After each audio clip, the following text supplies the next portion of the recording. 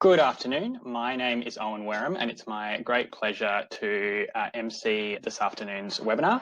Can I start by acknowledging the First Nations people as the original inhabitants and traditional owners of the land on which we're meeting today? I'm coming to you today from land that is the home of the Turrbal Nation, and I pay deep respects to elders past, present, and emerging. Welcome to all our guests. We're so grateful to have you with us, and a special welcome to our three speakers today. We're really lucky to have with us Simon Currie, Principal of Energy Estate, Monica Richter, Senior Manager, Low Carbon Futures at WWF Australia, and Nicky, Ison, Energy Transition Manager at WWF Australia. We've got some time today for some short talks from each of our three speakers and then some question time. A little bit of background on our three speakers. So Simon, as I mentioned, is a principal at Energy Estate. He has more than 25 years of experience advising on the development, acquisition and financing of assets in the energy sector globally.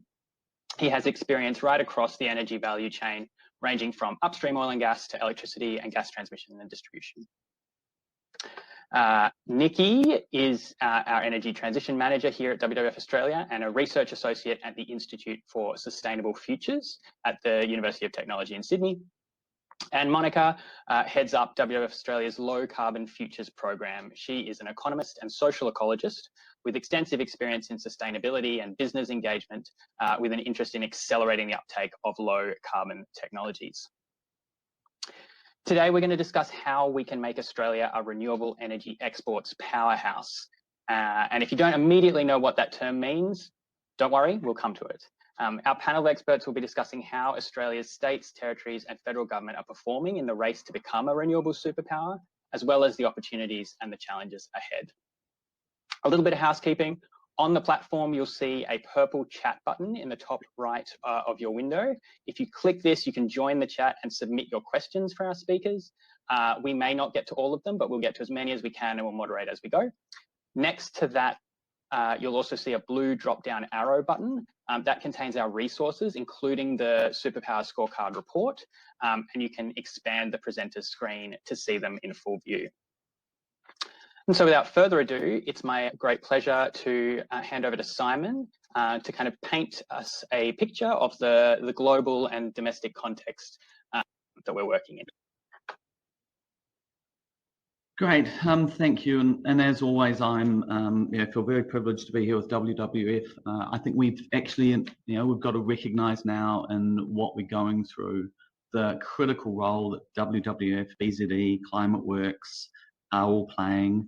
The work that they've done around launching BRC, and then what Monica will no doubt touch on in a minute is really, really important. And this is about bringing all stakeholders together and having that vision.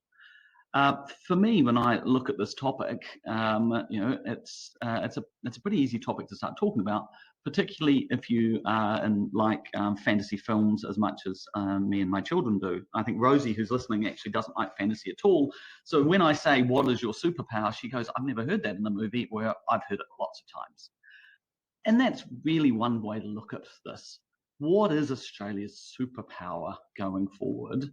And what does that mean at a state level? What does it mean at a community level? How do people participate in this? Because I look at the world very differently than what I've done the last 30 years in my career, where I've been to all places around the world where we found something somewhere under the ground that was really, really valuable. We had no idea how we were going to get it to market, and we built ecosystems around it because that was effectively the most valuable thing we could find. And that's how we've done a lot of the work we've done. Okay, there was the occasional things we'd find hydro, or hydro would be there and we'd used it for 1,000 years. But now we're looking at the world very differently. So what is it when you're in the Northern Territory? What is it in Queensland that can help drive you to become a superpower? And then as it came through from the scorecard and the work that Nicky did, there's lots of factors which help drive that and which make Australia competitive. Because this is about competition. It is also about making sure that we provide low-cost energy and enable decarbonisation to all parts of Australia for our own needs, but we're also talking about exports. So when we look at it, I mean, resources are part of it, demand. So, somewhere like New South Wales is interesting because of effectively the local demand. I think supportive governments, you can't miss the importance of having governments who are prepared to support. And so this is where I always call out ACT and Victoria, because they've actually mandated, when they've gone out and bought, they've said they wanted to buy local and they wanted to spur economic development. They haven't had the dry economists say, oh, we don't do that. We don't really care where the procurement comes from. And when you look around the world and the people who are going fastest, many, many times they are requiring mandates and effectively bringing the industrial ecosystem with them as they procure renewable energy. Last week, we all ended the week full of hope as to what the vision of the future around the world is.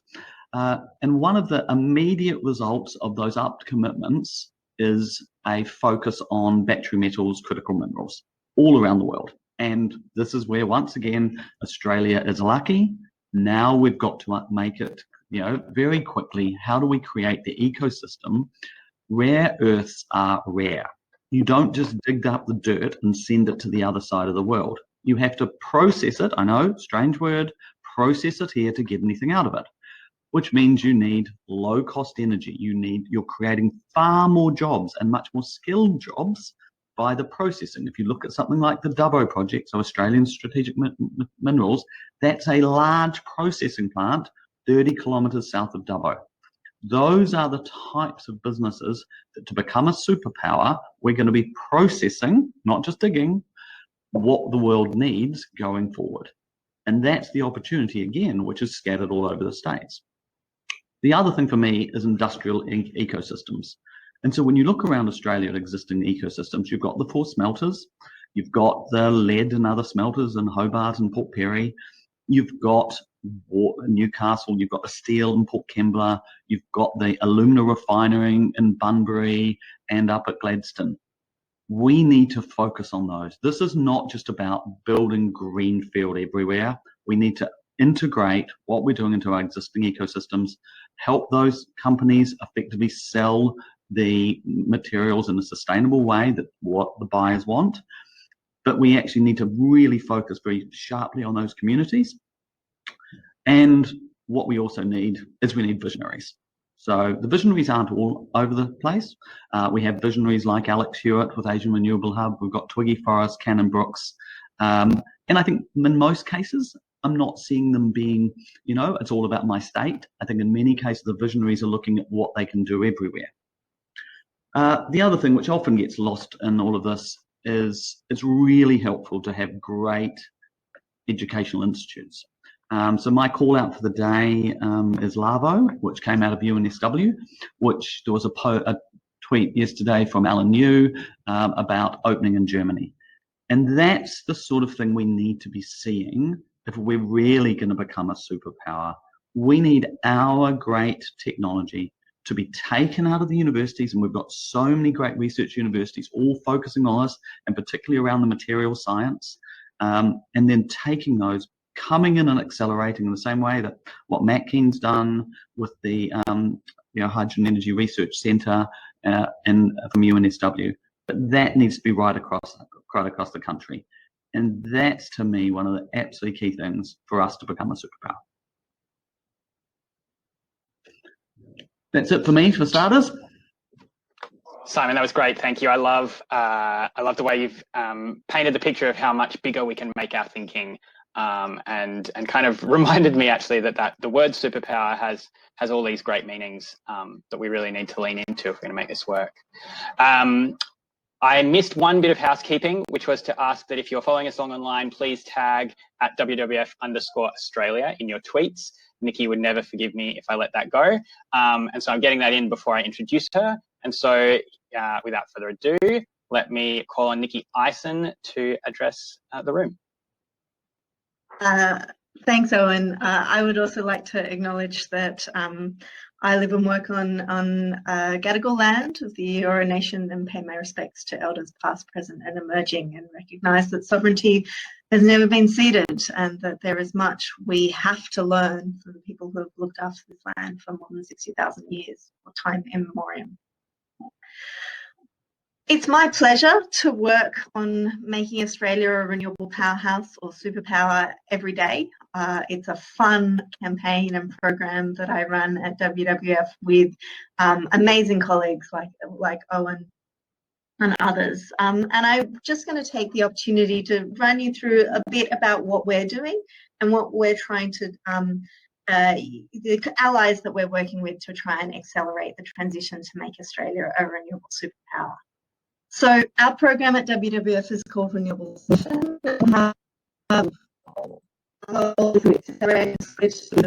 We export renewable energy in 2030. The progress help which the country. And at the foundation of that, there are three pieces of work, of intellectual work. The first is the idea that we should go to 700% renewables. This was an idea that Darren Miller, CEO of ARENA, first coined back in October 2019 when he went on the very excellent Renew Economy podcast and said, if we want to have a renewables industry of the size of our LNG industry, export industry, then we need to be targeting 7 times the amount of electricity production that we currently have in the NEM. So that means 700%. And we've taken that idea, we've now got a technical paper with a trajectory that says we should be getting to net 150% renewables by 2030, 500% by 2040, and 700% by 2050. And there are really sort of 3 foundational steps to this 700% agenda, which is really the 3 steps that we see are essential to making Australia a renewable superpower. Now, the first is that we need to move to renewables in our current electricity system, our current grid. Then we need to double the size of that grid to decarbonise our current total energy needs. So the energy needs that we have in transport, in industry, in our buildings, and that will be mainly through electrification and some use of renewable hydrogen. And then that creates a 500% opportunity to grow renewable exports. And we talk about 6 different types of renewable exports, and Simon has touched on a number of the different types we talk about. The first is renewable hydrogen and its derivatives like ammonia.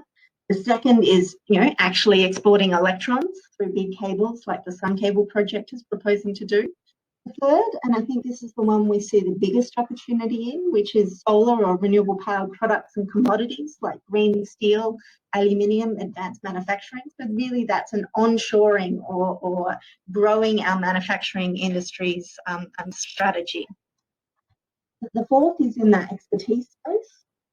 So Simon shouted out our amazing expertise in universities, but they don't just exist in universities and research institutions, but also in our market operator, in our finance institutions, in our legal firms, and so much more.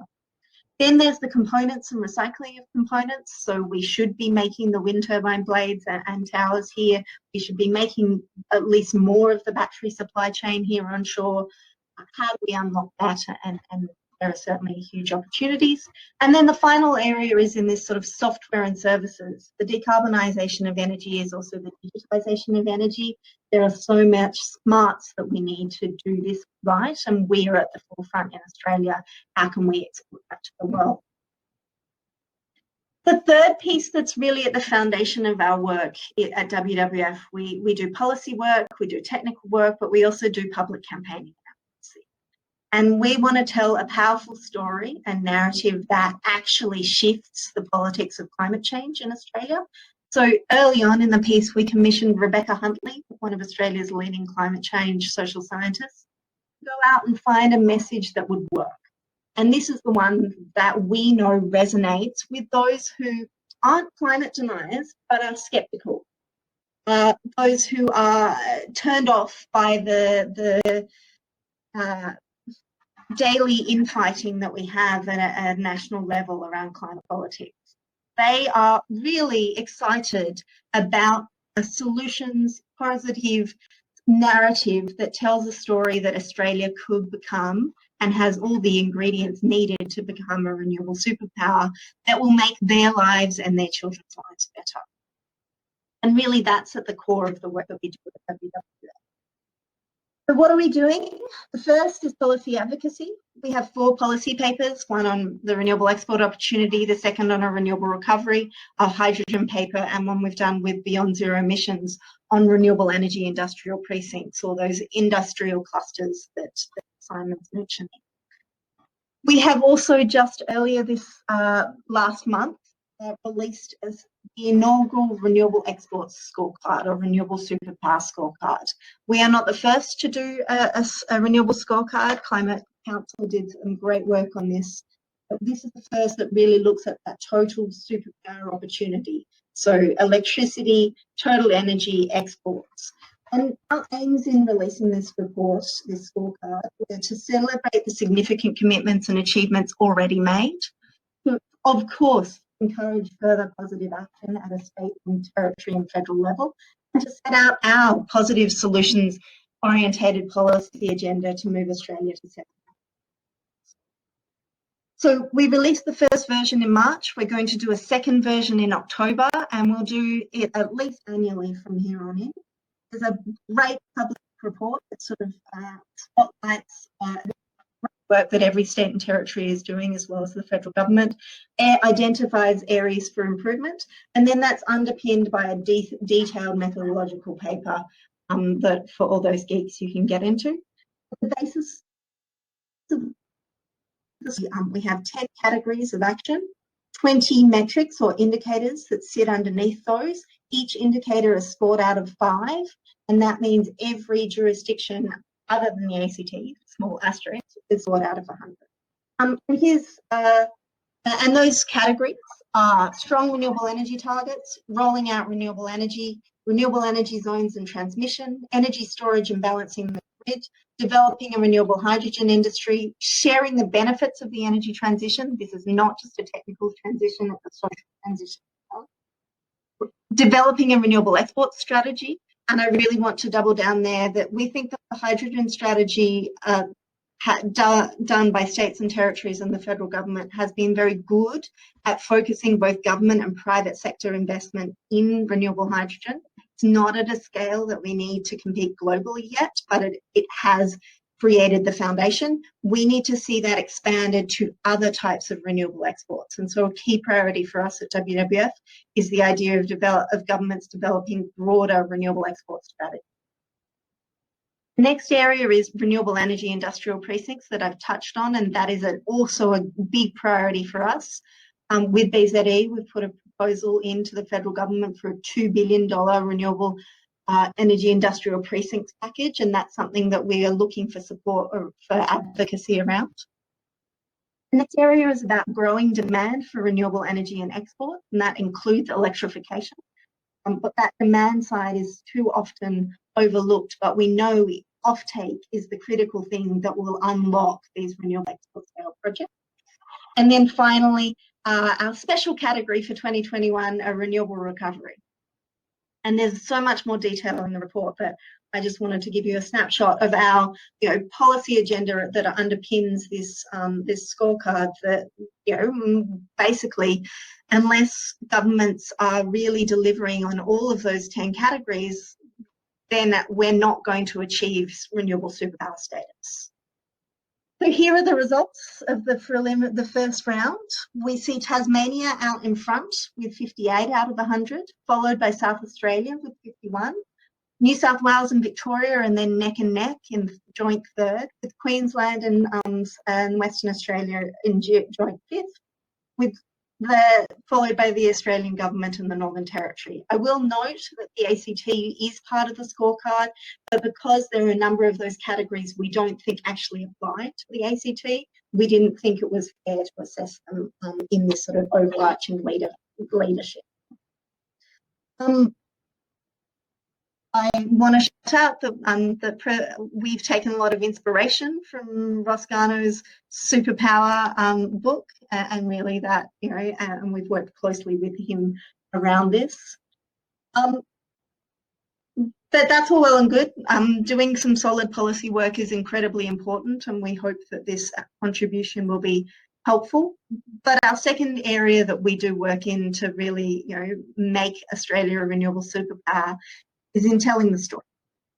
So on the back of this, we are telling the story of real world people who are benefiting from renewable policy, be it through jobs on their farms, through apprenticeship programs and trying to make it tangible and showing that the jobs in renewables are real and they're right here, right now. We've also got a press ed campaign. We did a wrap of the Australian outlining, not the Australian, the Financial Review, Australian Financial Review, outlining our superpower scorecard. We also have an ad coming out next week with over 100 companies calling on the Australian government to make Australia a renewable superpower. We have billboards. You might see them around New South Wales and Queensland. If you're in an office in one of the CBDs, you might see our ads in there. And overall, overwhelmingly, we are trying to, like I say, tell a positive message so that the narrative for this press campaign in this iteration is United We Shine. Our scorecard is all about a race to renewables, and we know that there is a global race happening as well as a race domestically. But if we work together as community, NGOs, businesses, investors and governments, we will unlock these opportunities and make it possible for Australia to become a renewable superpower. So we're really keen to work with a diverse range of people and stakeholders and organisations to make this possible. So I wanted to recap and finish off, we have 3 ways that we're working to make Australia around a renewable superpower. We're telling the story. We're advocating for a really ambitious and exciting policy agenda that is evidence-based, but we're also helping companies and organisations take practical steps.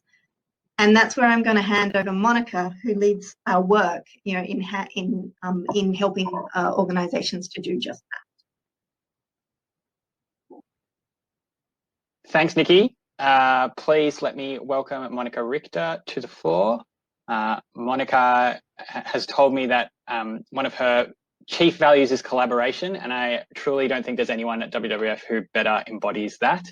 And she's done some amazing work on collaboration just over the last week that I look forward to her being able to tell you all about in this talk. Thanks, Owen, and I'm really delighted to be here and see how many lovely people are on this webinar wanting to hear about WWF's work. So I guess one of my superpowers is definitely bringing industry players together to collaborate for success. Radical collaboration, I call it. So an example of that in 2015, in the lead up to the Paris Agreement, where governments globally committed to keep warming below 1.5 degrees. We had maybe one power purchase agreement in Australia with the Sydney Water, and at the end of last year, 2020, we have 80 power purchase agreements in Australia, and that's with the help of the work that we've been doing, people like Simon Currie and many other organisations, corporates, local governments who have driven this through the establishment of the Business Renewable Centre. We're celebrating our 3rd year anniversary this year. So, the renewable energy purchasing procurement is now more or less standard business practice. We have still some way to go, but companies are seeing this as a really easy option for them and a smart way for them to achieve their corporate goals and to drive success.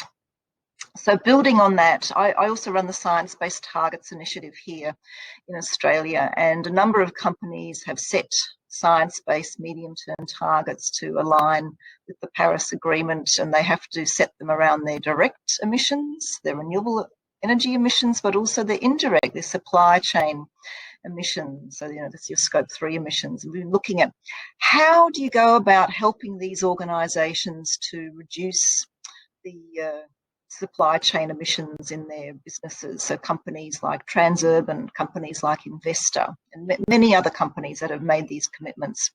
So what I thought, I've been thinking about this for a while, and last Thursday we launched MECLA, the Materials and Embodied Carbon Leaders Alliance. So embodied carbon is the upfront carbon used in the mining, manufacturing, supply and building of construction infrastructure, so the roads, rail, commercial buildings, houses that we all live and work and get transported by. So how do we reduce the embodied carbon or upfront carbon from the concrete, steel, aluminium, and all the other alternative products that are available. So 45 organisations came together and launched MECLA last week as the founding partners of this organisation. So we have a commitment to deliver on the Paris Agreement targets to align with the 1.5 degree economy, but also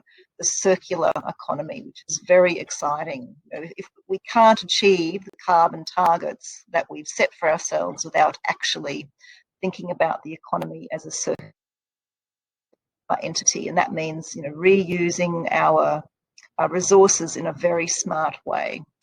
So companies that have come on board, just as an example of how it fits into our Renewables Nation campaign, a company like Sun Cable, you might know them as a company that's committed to providing Singapore with 20% of its electricity load through a large-scale solar power plant in the Northern Territory, and they're going to add a sea cable from Darwin all the way to Singapore. It's a very well-known technology, but how are they going to manufacture the components? They're looking to manufacture the components here in Australia, which is a really exciting opportunity for Australia if you think about what that means. They're going to be having to transport the solar from close to Alice Springs all the way up to Darwin.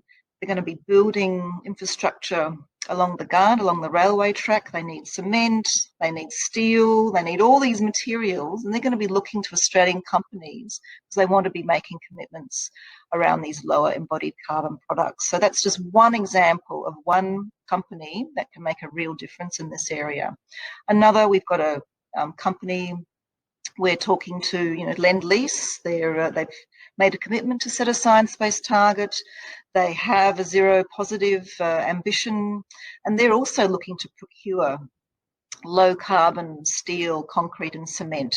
But the statistic they've shared with me recently is that they procure the equivalent of 70 Eiffel Towers of steel every single year. So imagine that. And what that means for the steel manufacturing in Australia is really exciting if we can revolutionise the way these products are made and parts to be able to drive that change. So I'm really delighted that we are working together. It is a radical collaboration. It's not always going to be easy, but we've got working groups that have been set up to really drive that change. So I'm thrilled to be able to be here and share with you the news of MECLA and find ways to drive the uptake of these products. So for low carbon concrete, rather than using the traditional, what they call Portland cement with limestone, they're able to think about using new products from our waste stream that now become commercially viable to use into concrete. Steel, we can do similar kinds of opportunities if we look at being able to use recycled metals, but also perhaps hydrogen, green hydrogen, renewable hydrogen as options for us. So I think I'll leave it there and we'll open it up for some questions. Fantastic. Thanks, Monica. Just a reminder that the public chat, so at the top right of your screen, there's a purple icon, and if you click in there, you can pose questions to our speakers. The first question, which I'll put to Nicky first, but is for the panel overall. We now have an understanding of what 700% is, but I'm curious what the first steps to get there actually look like. How will we know when we're getting there? Well, I think there's two things that I would say. Well, obviously in our scorecard, we say there's 10 things and they all need to be happening right now. But I would pull out two. The first is about setting ambition. That Australia is known globally as a laggard on climate change.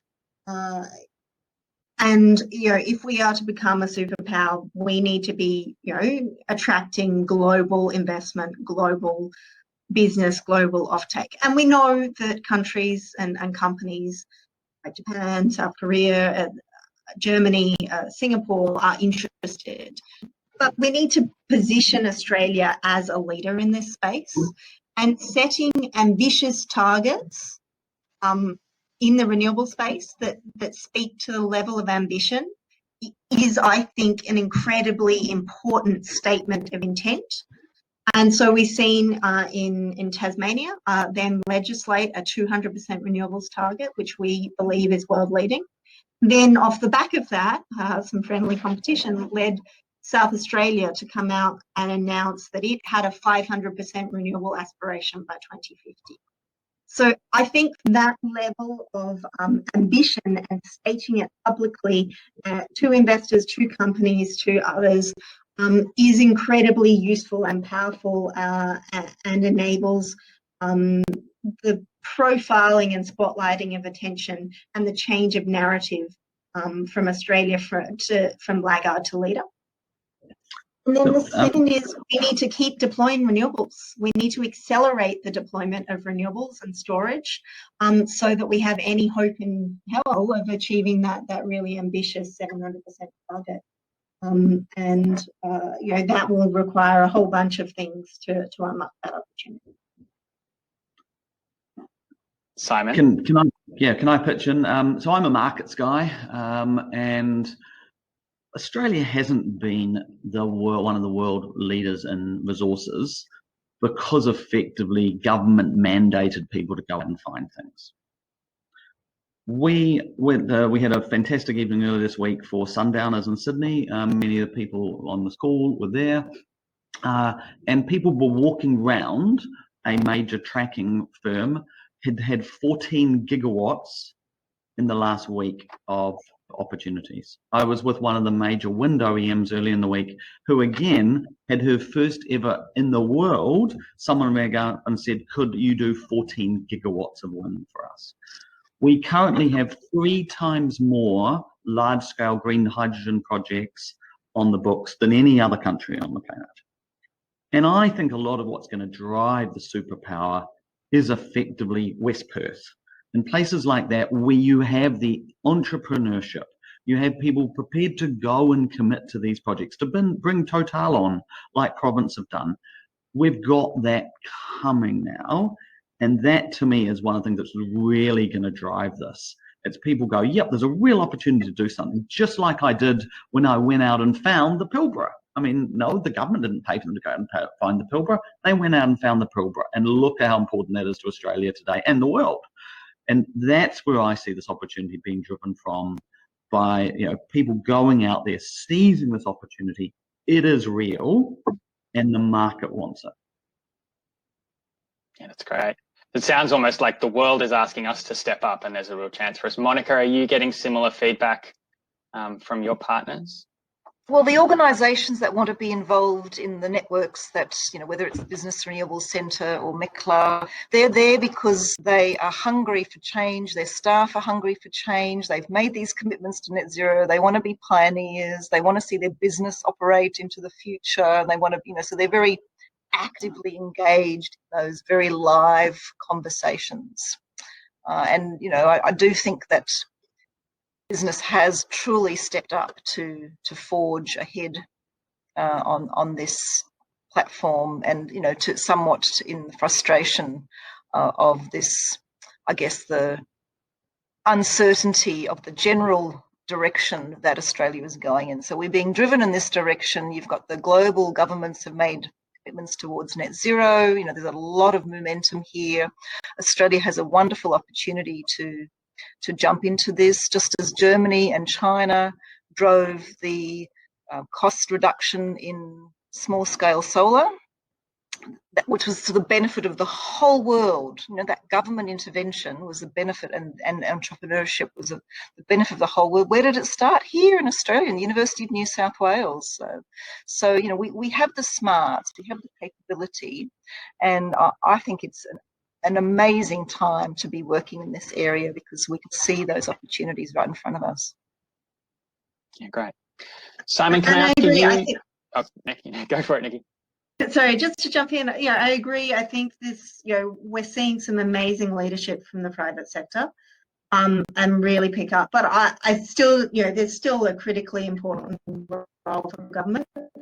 opportunity. And we in our last phase of the Renewables Nation campaign, I wrote an op-ed with Nicky, the CEO of Unilever, and she talked about an ambition loop where we work together, the governments, industry and community work together on an ambition and exceed that ambition, and that enables the context for even greater ambition. I think that's what we need to be doing and what we're hoping to do through our Renewables Nation program. And that's exactly, Nicky, how the MECLA program is working as well. We've got a whole range of corporates that have come on board. We have government agencies. It is proudly funded by the New South Wales government at this stage. And all of those procurement agencies, transport, infrastructure, building the hospital systems and the housing, they're all knocking on the door saying, oh, we need to be there because we're not certain how to do it, but we want to be part of this conversation, discussion. And we know, there's other state jurisdictions are there as well. And I absolutely agree that virtuous drivers of ambition are really important. Thanks, Micah. Simon, you in your role bring projects to life. What's the single biggest hurdle that you face when you do that? And what's the single biggest hurdle facing clean energy projects in Australia? Well, again, one of the things we need to do to become a superpower, and particularly for exports, and it builds on what we've done. Australia is trusted. We've been a trusted supplier of energy for decades now. Before energy, it was wool and other agricultural products. Many of our export partners trust doing business here. Right now, in the electricity sector, our trust is being undone because billions of dollars have been lost in the rhombus of regret. And you can blame the developers for being there, but part of it is we haven't thought strategically about this, and we haven't thought about how do we make sure we're seen as trusted. And we need to now rebuild that trust in the sector. We have all of the tools, we have all of the people. One thing we haven't talked about so far is, we're one of the largest asset management businesses on the planet. You walk around Melbourne and the money being managed is of global scale, and we're not just managing Australians' money. And the money is going into sustainability, ESG, SDGs, green. That's a huge opportunity for us, as Nicky was saying, around services. And we keep, when we look at this, we've got to realize the scale of it. But the challenges for currently what the industry is going from in terms of connecting to the grid of today is putting some people off. So we've really got to look well beyond that. And that's why I'm with Darren and WWF on this, which is we need to look beyond the problems of today and the grid of today and really focus on what is the system we create. And when we're producing that amount of green electricity and that amount of green molecules, our local issues will be something we look back in the past. But right now, we are going through teething issues in terms of getting projects done. Great. Not great that we've got them, but great that we can see them. Nicky, have you got anything to add? Just riffing off that, a lot of conversations going on around our current energy system. We've got the 2020 post-2025 market reforms coming out soon. There's a lot of transmission conversations. One of the things that I think about around transmission is an investment in transmission should be thought of as climate action. But there's no way we're going to become a renewable superpower. There's no way we're going to act on climate change in Australia and leverage that into becoming a renewable export superpower unless we have more transmission. But at the moment, our regulatory system is not allowed to think about those opportunities and that need. And that fundamentally needs to change. And so, we need to think about that. We need to, my mantra around this campaign is we need to think bigger and we need to think better. Fair enough. All right. Well, sorry, Simon, have you got something else on that one? Yeah, it's just, I was on the original ISP expert working group, and one of the first things I said was, okay, this is great, but where's the gas grid? Where's the water? it's sort of like, I think it was, many people may have heard me say this before, it's like an episode of Big Bang where it's, 3-dimensional chess or 4-dimensional chess, and you work out how to create the system of the future for everything we do, not just the grid. And that's why, and the other thing, which is really, really important here, if you think people don't like wind farms, then they loathe transmission. And when we talk about becoming a superpower, our biggest challenge is how do we move the electrons around in a way, many of you will have read the potato story in the ABC, where West Victorian Transmission Project, which is critically needed for the existing generation in Victoria, is going through some of the most fertile crops of potatoes in the country. We need to be strategic around this. We need to decide how we're going to build them, how we're going to design them, and the people in the organizations and the way we've done it in the past is not the way to do it in the future. We have to look at different ownership models like Walker Energy, my project, which is 5% community owned. We have to bring everyone with us. We will not succeed. We won't get to 100. We won't get to 700 if effectively the whole country looks like a spaghetti junction of 40 to 50 megawatt towers built the way we built them years ago, that have no design ethics, that are importing the steel in them. All these things go to us becoming a superpower. And as Nicky said, this doesn't happen without transmission. Maybe we need to do what Scotland and UK did, and we need to have offshore bootstraps where effectively no one sees them because they're under this, and you go, okay, what's the cost of that? But if we're taking horticultural land out of production, or you can't crop dust it anymore, is that the right outcome for us in 2021 and beyond? Because it's not something I want to be doing. So both of you have mentioned kind of expanding our thinking, and I think coming with that is expanding the number of people that we can bring on board this issue. So one of my questions is for Monica, which is, how do you engage with someone who doesn't see the relevance to what they do in this space? If we want to bring more people into the tent, what kind of advice would you give to people about engaging with people like that? Yeah, well, I'm a true believer in you go faster alone, but further together. And it is very much about going further, as Simon said, to bring everybody to the table. And you've got to start where people are at. What is their motivation for engaging in this conversation, whether you're talking about the horticulture sector or farming communities. You have to understand what their motivation is for either supporting renewable energy in their area or not.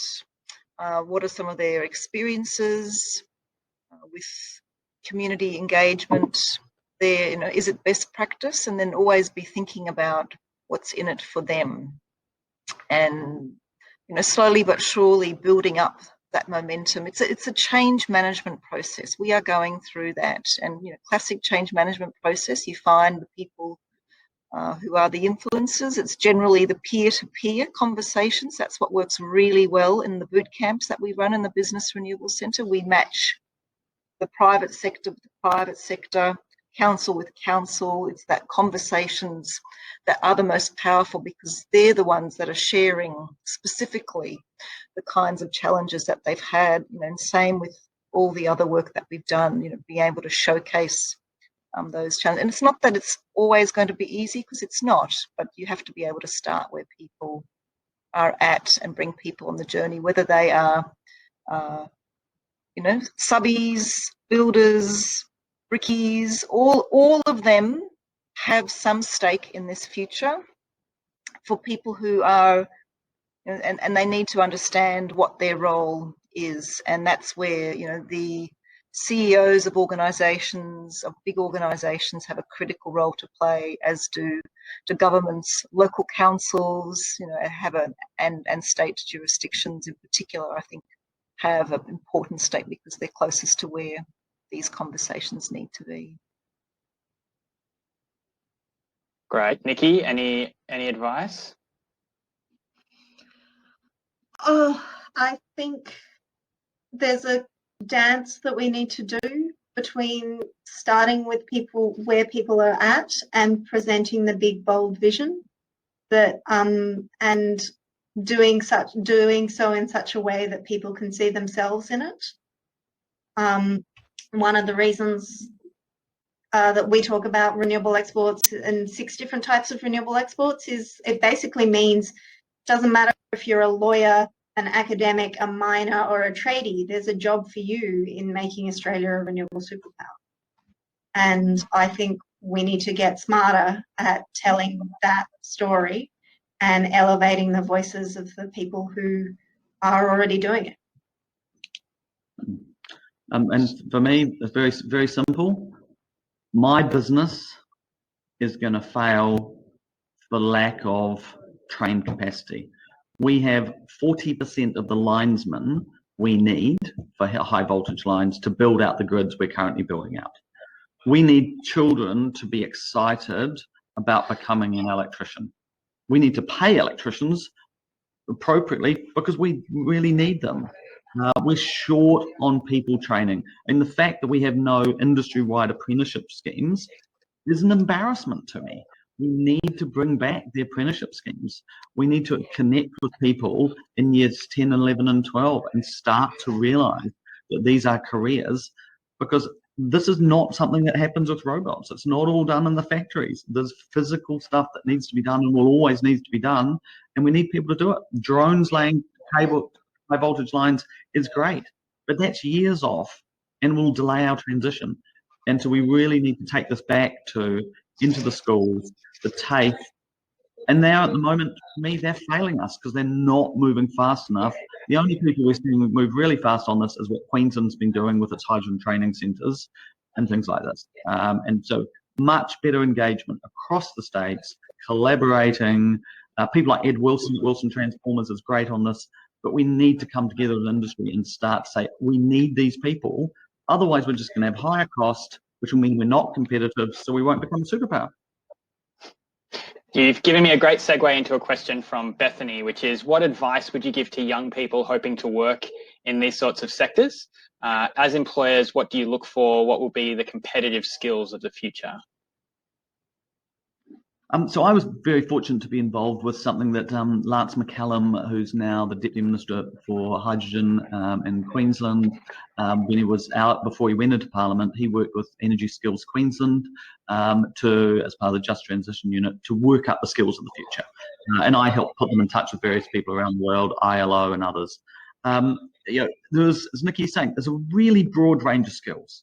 Design is a huge part of this. And I think we do need to think very clearly about designing better. We don't want to just, I've always talked about, we just don't want our future moves from coal-fired power stations to shipping containers. And all we have is lots of gaudy shipping containers with different people's brands all over Australia, and that's our energy future. It looks a little dull to me. We need to take a leaf out of what we do in other sectors, the way we look at our urban environments, and think about what do we want our industrial environments to look like. So there's a huge opportunity to come into design. And again, we need a lot of people in that. And I think that is much more evocative to people than to say, oh, you're going to be, doing, you're going to be fixing widgets on a solar farm. So we've got to understand how broad reaching this is. Chemists, we need lots and lots of chemists. We're all becoming renewable chemists. We're not going to be, the plastic table I'm sitting on right now will not be made by the same thing in 15 years' time. But it'll be made from chemistry where we create the laminate, but it won't be out of oil and gas. It will be something we make. So we need to encourage kids to say, you're going to get to create the coolest things, and it's not new, we've been doing them, but there's all those types of industries are going to come to the fore as we effectively make things better. Yeah, I think when thinking about jobs, and skills and employment, we think about renewables and the deployment of renewables, so solar, wind, batteries, pumped hydro, transmission, and that energy infrastructure as the centerpiece. But really, to become a superpower, we need to be thinking about the downstream supply chain. So how do we create, make the things that you need to deploy all of that? And the upstream supply chain. So how do you use that cheap renewable energy to then do stuff, make stuff, enjoy our lives? And so, there are opportunities along the length and breadth of that supply chain. But, so I think that we need people who have ideas, who are excited and can think big. We also need people who can solve very immediate challenges, like how do you get an aluminium smelter and make it able to run on a more variable renewable system. There are very clear engineering challenges that we need skilled engineers to be able to solve. We don't have enough power systems. I see there's a question in the chat around the scale of, the quality of the jobs. I think there's been some very valid critiques of some of the work practices in some of the parts of the renewables industry, and we need to make sure that the renewables industry lifts its game. But where we're going to see some of those best long-term jobs is in those manufacturing supply chains up and downstream, and that's where we should be focusing a huge amount of our attention, because if we create the up and downstream supply chain and the offtakes for them, then the renewables the demand for renewables continues to grow. We've got time for about one more question, and I'm sorry if we haven't got to you. We will try and put together a blog response to the questions we haven't answered over the coming week and share it around. But my question, and I guess I'll start with Monica, is what gives you the most hope when it comes to talking about clean energy? Well, I get to talk to and meet with a lot of people across a whole range of different sectors, and I am always overwhelmed by people's passion for making a difference in the world. It doesn't matter whether you're, I was at Bingo Industries last night for the launch of their world's largest waste recovery facility, and they're going to automate all the waste going into the stream, but they're going to create another 600 jobs through that process. So you think, wow, those jobs are the new jobs of the future in the circular economy. And I spoke to some of the guys and girls out there, very exciting. The young engineers who are part of MECLA as well, who are really passionate about this. The older academics who see an opportunity for themselves, materials engineers. Spoke to a contractor saying, I want to create skills for our construction industry, because we're, just like Simon said, we don't have enough good, proper skills in the industry. So, the revolution is here. It's on our doorstep. It's happening. We just have to, we're walking through that doorstep at the moment. I'll leave it there. Simon? So I've mentioned trust, provenance. I think we need to be very focused. Again, this goes back to competitive advantage for Australia, and one of the things I'm most excited is that we have the opportunity to, make sure we pay people properly, make sure we've got the right practices. I think we've also got to be very focused around brand. We're creating new brands here globally, and I don't know if anyone's been noticing over the last year, and I've been, going on about this since I moved here. The Australian-made symbol is now starting to track how much of the content is local.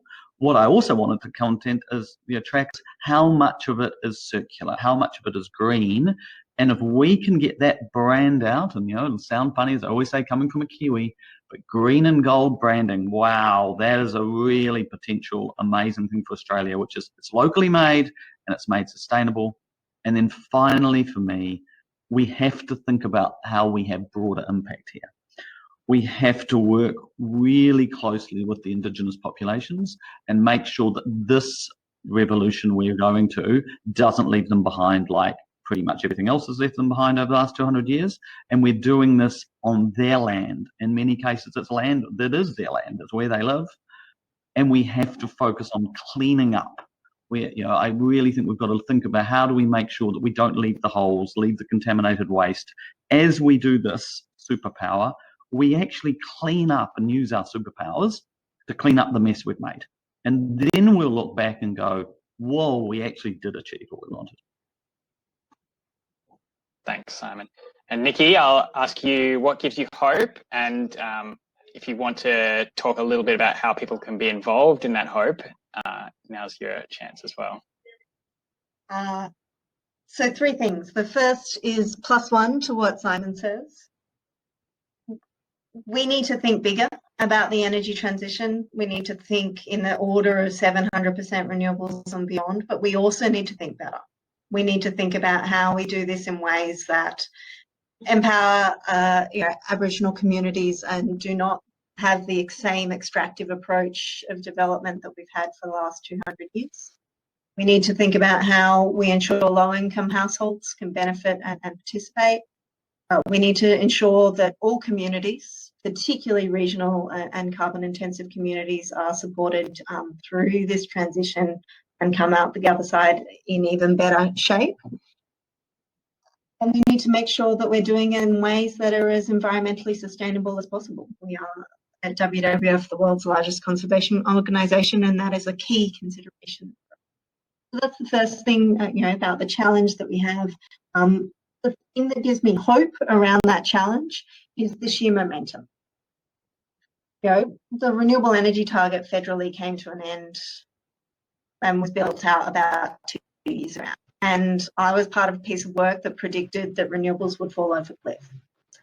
And last year we had record deployment of renewables because we are seeing state governments, we are seeing the private sector, we are seeing households, we're seeing small businesses all step up to the plate. Now we need everyone to do that, and that's why, as I mentioned, our motto at WWF is United We Shine, because there really is a role for everyone in making Australia a renewable superpower. And so I think probably the thing that I'm keen to end on is the 3 ways you can help, and you can be involved in our campaign and our program, Renewables Nation. 1, you can help us tell the story. We've got a great social media pack, but we're also open to new ideas and stories about how the energy transition is going. You can help us advocate. There is a role for everyone to play an advocacy role in accelerating the energy transition and ensuring the policies in place to make that happen. And then the 3rd is take practical steps, be it in your own life or in your work life or in your community. Many people on this call work in government or work in business. What are the practical steps that you can take? And WWF's programs are here to help. And we've got other ideas for ones if the ones that we're currently talking about don't are completely relevant to the work you're doing, but they're relevant to the work that a lot of people are doing. So please, let's talk. Send us an email at renew@wwf.org.au because this opportunity to become a renewable superpower is incredibly exciting. It is transformative. It can transform Australia's climate politics. It can transform our economy, and it can transform the way we act on climate change globally. But this opportunity is finite, and we need to act now. So we need as much help as possible to make it a reality. Thanks. Thank you so much, Nicky. Well, thank you to all our speakers. I think the thing that gives me hope is, knowing that we've got these great minds kind of challenging us to be more ambitious and think bigger, and that's really exciting for me. So thank you for your time today. To our wonderful audience, I hope you enjoyed the talk and found it both kind of thought-provoking and really and helpful. If you log back into the same link, you can re-watch the webinar from tomorrow morning. We'll also send around a recording in the next few days. And like I said, we'll try and put together a blog to answer some of those questions we missed. Like Nicky said, please visit the website, wwf.org.au/renew to learn more. And that's it from me. And I will leave you with a short video we've prepared that we think captures the opportunity that Australia has to be a renewable superpower. Thank you so much.